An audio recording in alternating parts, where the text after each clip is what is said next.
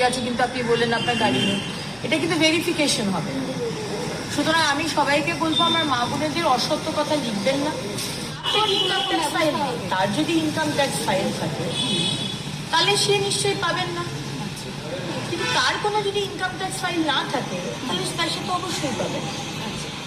সুতরাং এখানে যে অ্যাপ্লাই করছে তার বিষয়টিকেই মেনলি দেখা যাবে।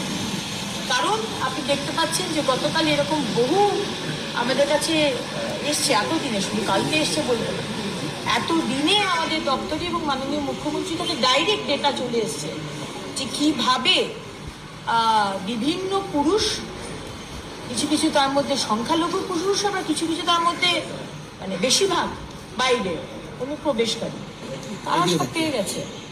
এটা তো আমরা হতে দেবো না। সরকারের কথা তার মানে আপনার কাছে খুব একটা ইম্পর্টেন্ট নয়, তাহলে আপনি ৩,০০০ টাকা অন্নপূর্ণার ভান্ডারি বা সরকারের থেকে নিচ্ছেন কেন?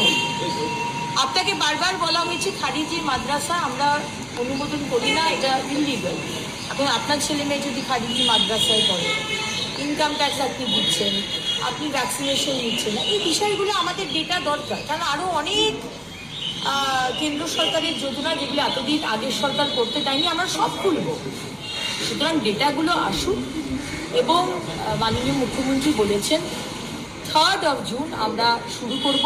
টাকাটা ডাইরেক্ট ডিবিটির মাধ্যমে আপনাদের কাছে পৌঁছে যাবে এবং নবান্ন থেকে সেদিনকে আমরা অফিসিয়ালি 5-6 জন মহিলাকে আমরা হাতে দেবো। এখন আপাতত যেগুলো দেওয়া হয়েছে মোটামুটি যেটা বলা হচ্ছে ইনকাম ট্যাক্সের বিষয়টা দেখা, আর বাকি যে ডেটাগুলো হচ্ছে সেগুলো আমাদের ভবিষ্যতের জন্য কাজে লাগবে। এই ডেটা সেই জন্য একবারেই কাজটা করে নেওয়া হচ্ছে। আমরা কোনো দায়সারাভাবে কোনো কিছু করি না, যা ডেটা নিচ্ছে একেবারে ডেটা পোর্টালে উঠে যাবে। আপনি যদি মনে করেন যে আপনি অসত্য কথা বলবেন, আপনার 4 চাকা গাড়ি আছে কিন্তু আপনি বললেন আপনার গাড়ি নেই, এটা কিন্তু ভেরিফিকেশন হবে।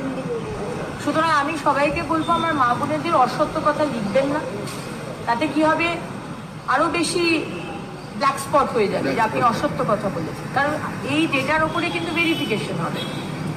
সুতরাং আমি চাইবো সবাই, এটা আমাদেরই টাকা এবং যে টাকাগুলো আমাদের আরও গরিব মা বোনেরা রয়েছে তারা পাক, আমাদের যাদের সামর্থ্য রয়েছে তারা আমরা না নিই।